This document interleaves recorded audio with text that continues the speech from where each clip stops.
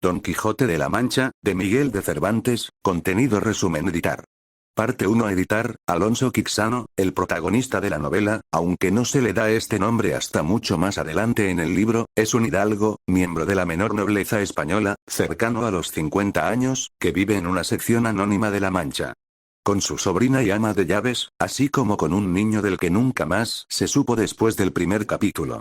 Aunque Quixano suele ser un hombre racional, de acuerdo con la teoría de la fisiología humoral de la época, no dormir adecuadamente, por estar leyendo, ha provocado que se le seque el cerebro. El temperamento de Quixano es, pues, colérico, el humor caliente y seco. Como resultado, se enoja fácilmente y cree que cada palabra de estos libros ficticios de caballería es cierta. Imitando a los protagonistas de estos libros, decide convertirse en un caballero andante en busca de aventuras. Para ello, se viste de una vieja armadura, se renombra Don Quijote, nombra a su caballo exhausto Rocinante y designa a Aldonza Lorenzo, una campesina vecina, como su amada, rebautizándola Dulcinea del Toboso, mientras ella no sabe nada de esto. Con la esperanza de hacerse famoso rápidamente, llega a una posada, que él cree que es un castillo, llama a las prostitutas que conoce doncellas y exige que el posadero, a quien considera el señor del castillo, diga él un caballero. Pasa la noche vigilando su armadura y se ve envuelto en una pelea con los arrieros que intentan quitarle la armadura del abrevadero para poder dar de beber a sus mulas. En una fingida ceremonia, el posadero lo llama caballero para deshacerse de él y lo envía en su camino. Don Quijote luego libera a un esclavo llamado Andrés que es atado a un árbol y golpeado por su amo, y hace que su amo jure que tratará al esclavo con justicia, pero la paliza del esclavo continúa, y de hecho se redobla, tan pronto como el Quijote se va. Don Quijote se encuentra entonces con comerciantes toledanos que insultan a la imaginaria Dulcinea.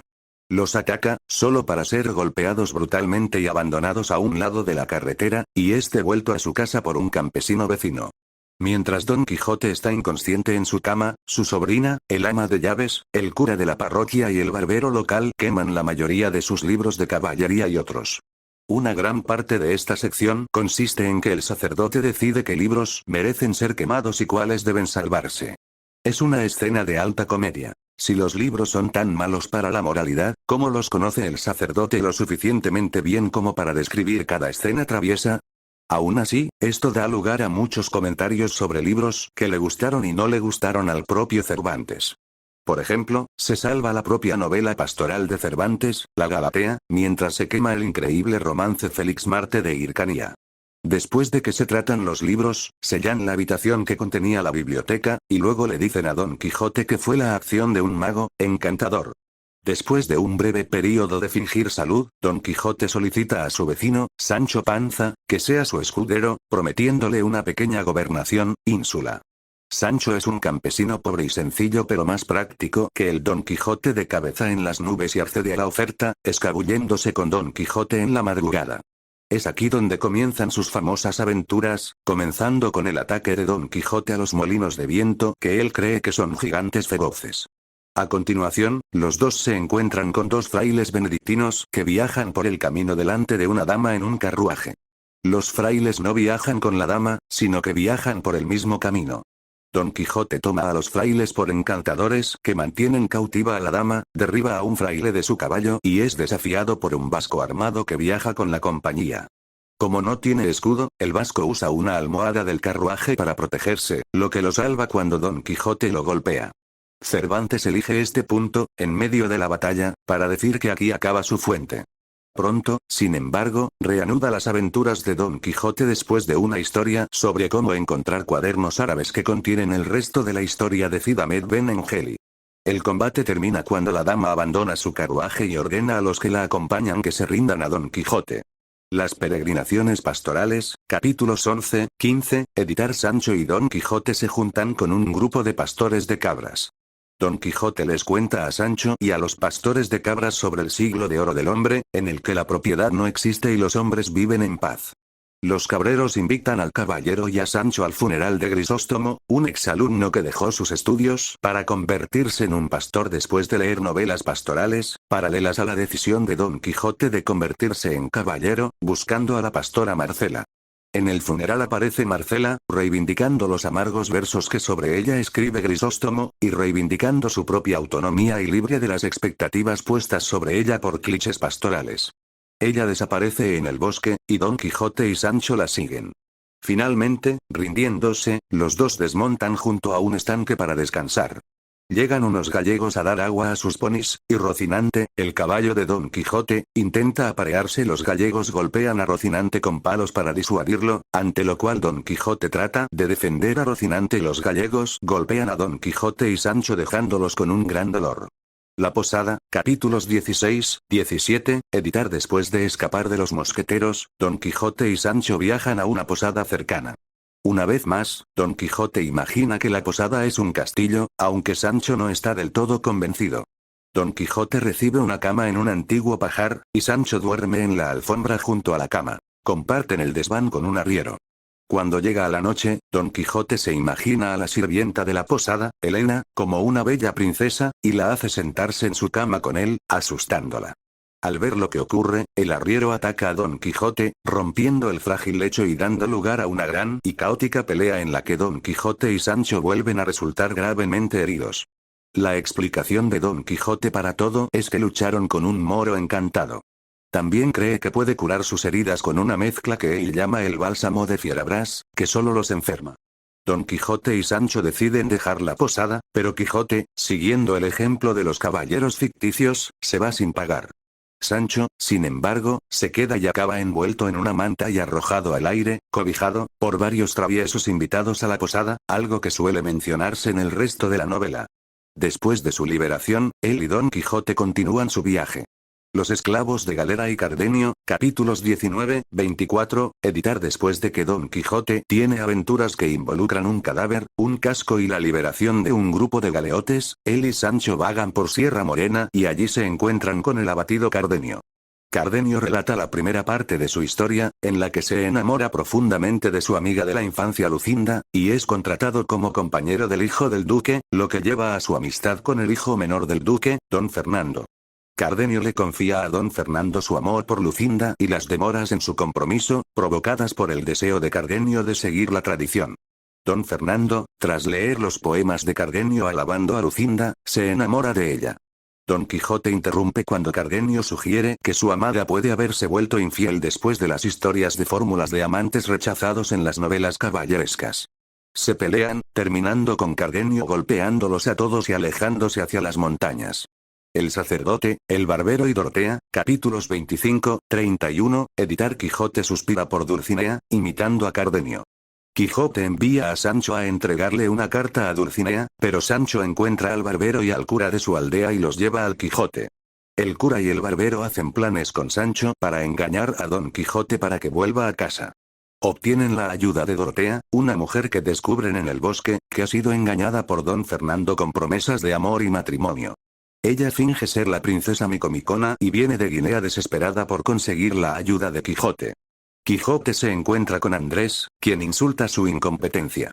Regreso a la posada, capítulos 32, 42, editar. Convencido de que está en una búsqueda para devolver a la princesa Micomicona al trono de su reino, Quijote y el grupo regresan a la posada anterior donde el sacerdote lee en voz alta el manuscrito de la historia de Anselmo, el hombre impertinentemente curioso, mientras Quijote, sonámbulo, batallas con odres de vino que toma por ser el gigante que robó el reino de la princesa Micomicona.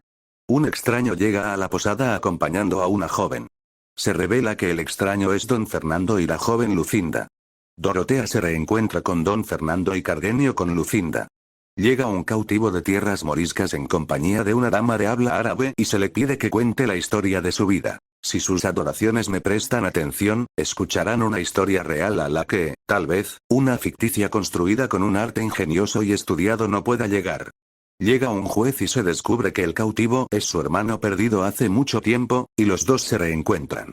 El final, capítulos 45, 52, editar. Un oficial de la Santa Hermandad tiene una orden de arresto contra Quijote por liberar a los galeotes. El sacerdote le ruega al oficial que tenga piedad a causa de la locura de Quijote. El oficial accede, y Quijote es encerrado en una jaula y se le hace pensar que es un encantamiento y que hay una profecía de su heroico regreso a casa. Mientras viaja, el grupo se detiene a comer y deja que Quijote salga de la jaula. Se mete en una pelea con un cabrero y con un grupo de peregrinos, que lo golpean hasta someterlo, y finalmente lo llevan a casa. El narrador termina la historia diciendo que ha encontrado manuscritos de las futuras aventuras de Quijote. Parte 2 editada. Aunque las dos partes ahora se publican como una sola obra, Don Quijote, Part 2 fue una secuela publicada 10 años después de la novela original. Si bien la primera parte fue en su mayoría una farsa, la segunda parte es más seria y filosófica sobre el tema del engaño. Justo antes de la tercera sali, los primeros capítulos de la parte 2 muestran que Don Quijote todavía es una especie de sabelotodo moderno, un sabelotodo, un caballero andante, Sancho su escudero. Sin embargo, la segunda parte de Don Quijote explora el concepto de comprensión de un personaje sobre el que se escribe, una idea muy explorada en el siglo XX. Al comenzar la segunda parte, se supone que todas las clases alfabetizadas de España han leído la primera parte de la historia. El recurso metaficticio de Cervantes fue familiarizar incluso a los personajes de la historia con la publicación de la primera parte, así como con una segunda parte fraudulenta y realmente publicada. Cuando extraños se encuentran con el duque en persona, ya conocen su famosa historia. Un duque y una duquesa, y otros, engañan a Don Quijote para divertirse, exponiendo una serie de aventuras imaginarias que resultan en una serie de bromas pesadas. Algunos de ellos pusieron a prueba el sentido caballeresco de Don Quijote y su devoción por Dulcinea. Presionado para encontrar a Dulcinea, Sancho trae a 3 campesinas andrajosas y le dice a Don Quijote que son Dulcinea y sus damas de honor. Cuando Don Quijote solo ve a las campesinas, Sancho finge, revirtiendo algunos incidentes de la primera parte, que su apariencia abandonada es el resultado de un encantamiento. Sancho recibe más tarde su merecido por esto cuando, como parte de una de las travesuras del duque y la duquesa, a los dos se les hace creer que la única forma de liberar a Dulcinea de su hechizo es que Sancho se dé 3300 latigazos.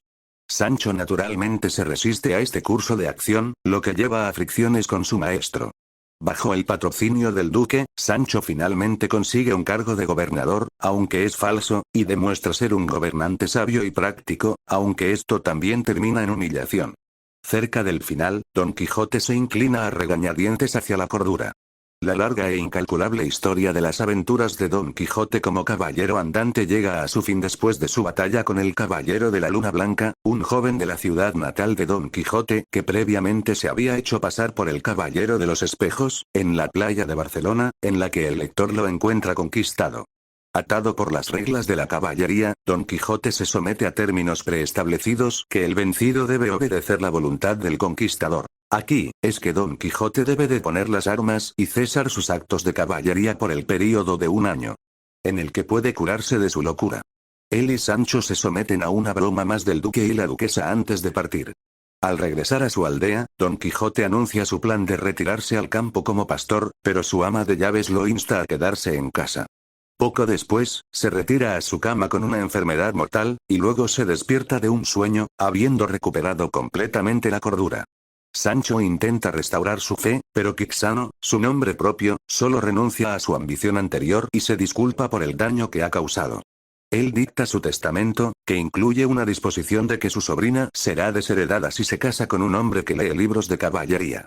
Después de la muerte de Alonso Quixano, el autor enfatiza que no hay más aventuras que contar y que cualquier otro libro sobre Don Quijote sería falso. Fin.